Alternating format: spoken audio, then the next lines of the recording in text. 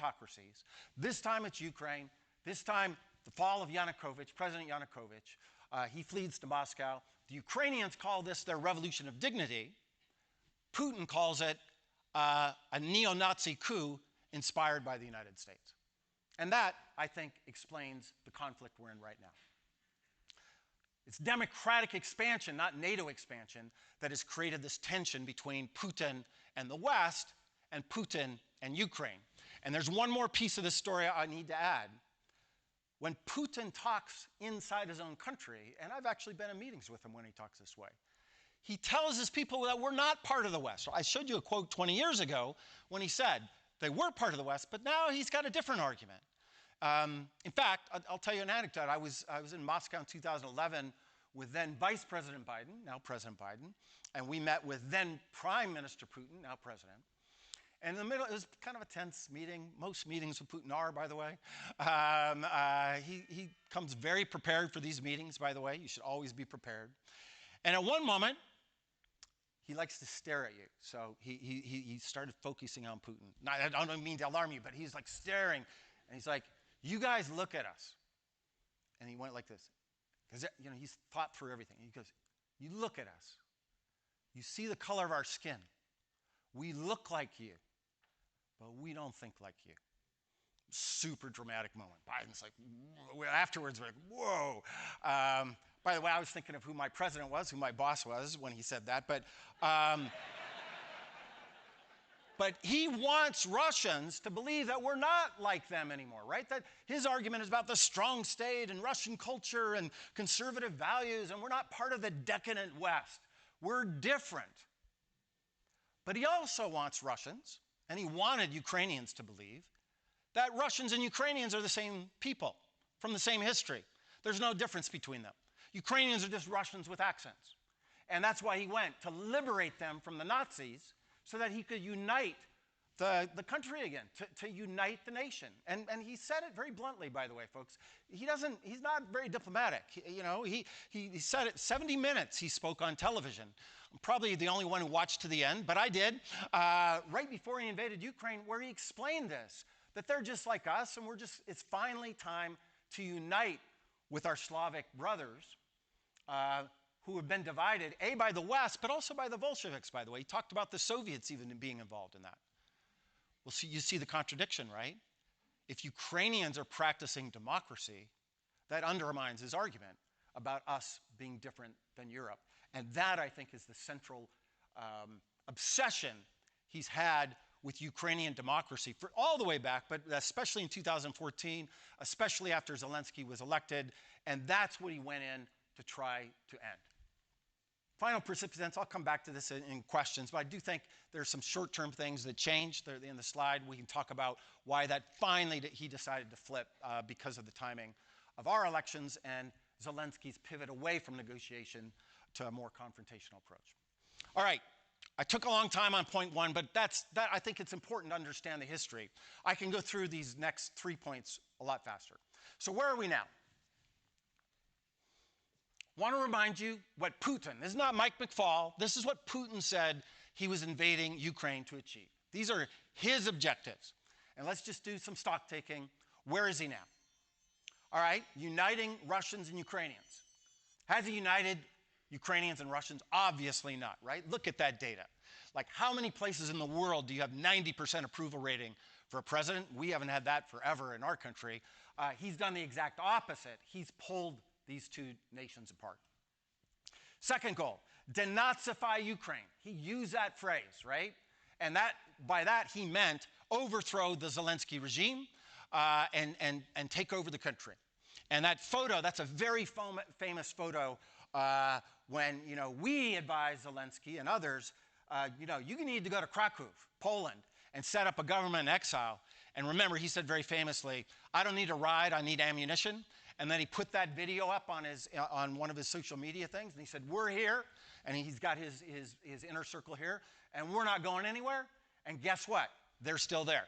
Denazification, that's a strange word, right? Remember, Zelensky's first language is Russian. He's got Jewish heritage. The idea that he's a Nazi is absurd, but that was what he wanted to do. He failed at that. Third, demilitarize Ukraine, exact opposite, right? Ukraine is more militarized today than at any time in its post-Soviet history, and cooperation with NATO is tighter than at any time in its post-Soviet history. We forget, but I hope some will remember, the original agenda was to take all of Ukraine, right? Remember the Battle of Kiev? He lost the Battle of Kiev. Remember the battle for Kharkiv? He lost the Battle of Kharkiv. And just recently, the rest of the region of Kharkiv, there's been this incredibly successful counteroffensive. So that objective also lost. Stopping NATO expansion, exact opposite. We got 2 new members joining as a result of Putin's war. So then he had to adjust. He adjusted what he told the Russian people that he wants to do. I'm not sure this is where he ends. I'm going to get to that in a minute. But right now, he has this special military operation in defense of Donbass, right? Защита Donbassa. That's the phrase they had to add to say, we're just going to try to take Donbass. We're just going to try to take a region that he calls Novaya Russia, that Catherine the Great used to have in the Russian Empire. That's the 4 regions you've been reading about. And my prediction is that he wants to liberate them. He wants to gain control of them and then sue for peace. And he's going to say, okay, we're done fighting. You know, let's get the West to put pressure on Zelensky so that we can take this territory. And then, I don't predict the long-term future, but so far he would stop with that. Ukrainians have a different perspective. They're not interested in that game plan. By the way, they're worried that some people in the West are interested in that game plan, and they should be worried, in my view. We can talk about that in questions. But their short-term objective is to liberate Kherson. You've all been reading about that. Their long-term objectives are much grander now than they were in the beginning of the war. You can read them there.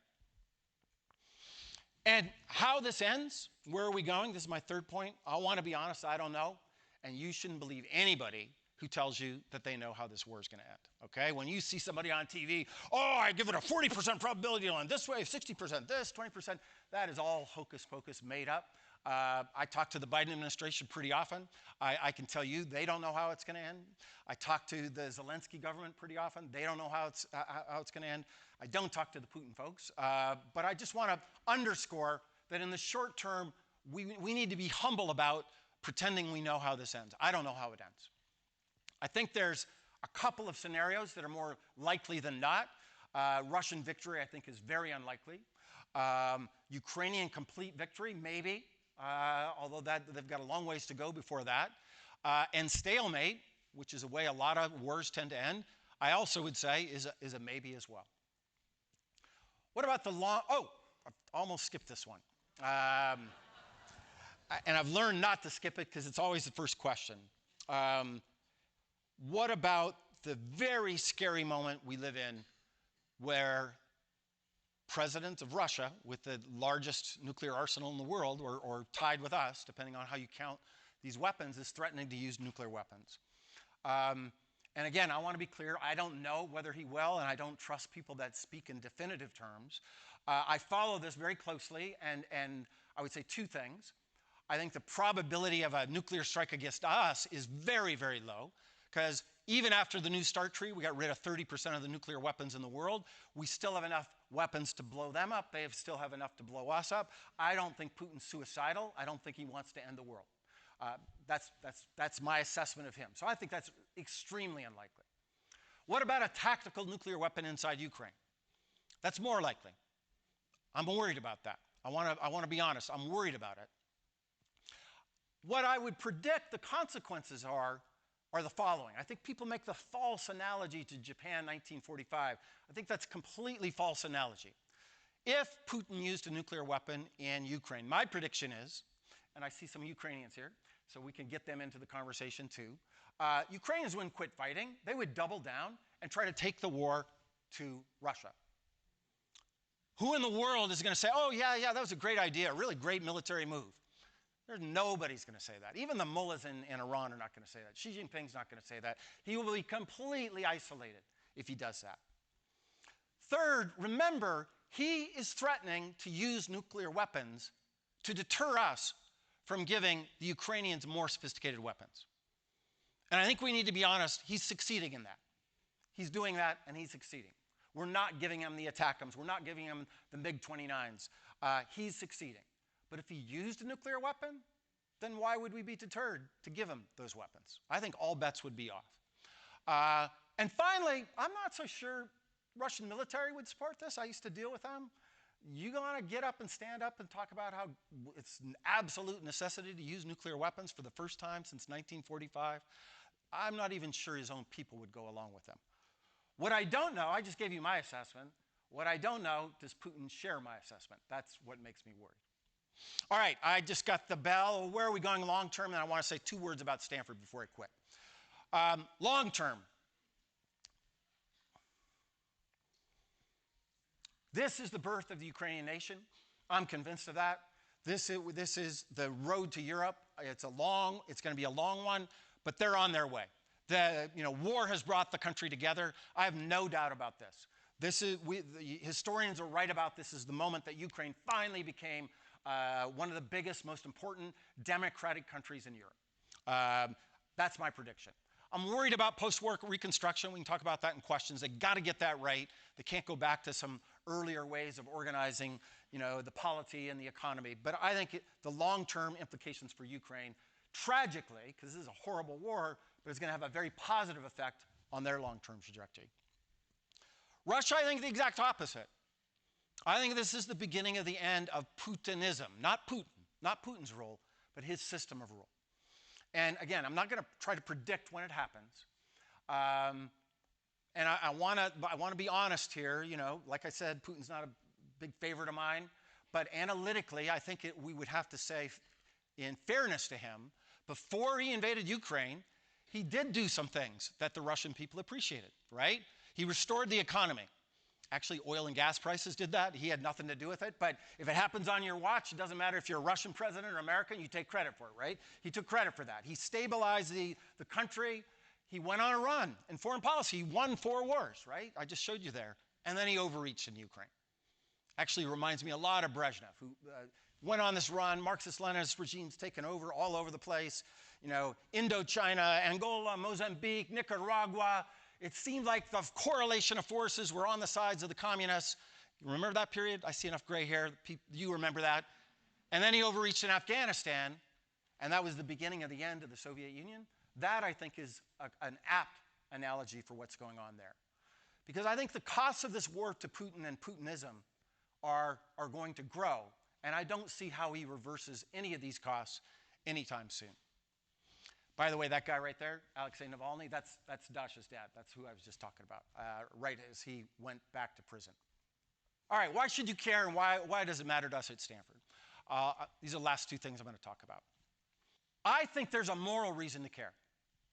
I, as a small D Democrat, I don't care color your passport, but when I think about like this war, this horrific war, I personally can't stand by and just think, oh, annexation, no big deal. Why do we care? It's far away. That should remind you, we made those arguments in 1939, right? Oh, Poland, where is it? We don't know.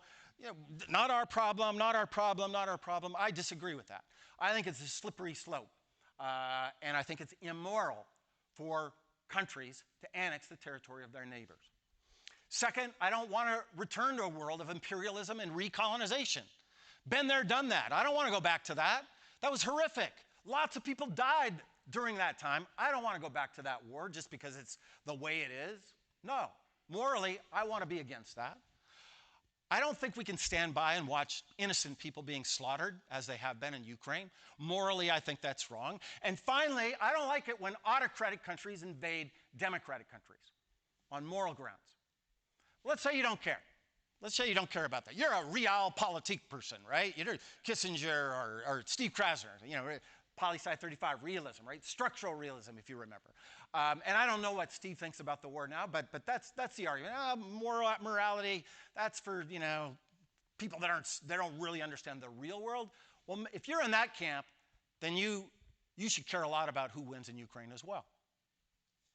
If Ukraine wins, our allies will be reassured. We'll have to spend less money supporting them. China will be deterred. They'll be a little more nervous about invading Taiwan. I was just in Taiwan 5 weeks ago by now. Nobody wants the Ukrainians to win more than the Taiwanese. And third, democracy might get back on the march. You know, we've been in a 15-year recession in the world in democracy. We're in our 11th year of a democratic recession here in the United States. According to Freedom House, this would mean, you know, maybe history would be on our side again. And exactly the opposite if Ukraine loses. NATO allies will be nervous. We're going to spend a lot of money reassuring them. And your sons and daughters, if they serve in the military, are likely to be deployed closer and closer to Russia if Ukraine loses. China will be emboldened, right? They think we're a paper tiger, we're a declining power. This will reaffirm that theory. The rest of the world will hedge their bets. They say, oh, the Americans, the West, Europe, democracy, I better just sit on the sidelines here. I don't want to get into that, right? And it will appear that democracy is in decline. So this is not just a war for Ukraine. I actually think it's a war for the future of the kind of international system that we're going to live in. And that's why I think we just ought to stay the course. More and better weapons, more sanctions, less fear of Putin, more confidence in our capabilities, our democratic ideas, because I think a victory in Ukraine is not just a victory for Ukraine, it's a victory for Europe, it's a victory for our security interests, and it's a victory for our values. Last thing, how many minutes I got left? 1, perfect. I'm doing well. I've never given this talk before, just so you know. You're the first, you're my guinea pigs. I got to tighten it up for my Stanford students. So, because you're back for the reunion, you know, and I was thinking about this, you know, somebody lives here. So what about us? What role do we play? And I want to say we need to play a role. These are all photos of Stanford faculty with various Ukrainians. You see me up there with President Zelensky. We hosted him here a year and a half ago. Here's some more. Our president, Mark Tessier-Levine, likes to say, we should be a purposeful university. I like that phrase a lot. It's not just enough for us to explain the world and teach students. It's to be engaged in the world. Here's some photos. If you can see on there, I'm talking to Zelensky on his computer. Can you see him there? That was a few months ago. And on the left, that's Zelensky speaking to our students in May by a video conference. And so I think we got to be engaged. I don't think we can just stand on the sidelines. I think we got to be involved. Here's a bunch of programs we have at FSI. We do a lot of things with Ukrainians. We have for the last 20 years. The last one, teaching more about Ukraine at Stanford, we're not doing that enough in my view. But we're working on that. And by the way, from those programs, we've had some fantastic alums. I'll just let you read this. But one of them just won the Nobel Peace Prize 2 weeks ago. Yeah, Stanford. She's a Stanford alum, just like you. Go Stanford, right? And Lesya, she's fantastic. She spent 2017, 2018 here at FSI. But all these people, look at what they're doing, incredible things that they're doing. And these are our alums. These are our friends. These are our folks. And so I think we can't just analyze, that we gotta be engaged. And I want to challenge you to be engaged with us. Okay? All right, thanks for listening.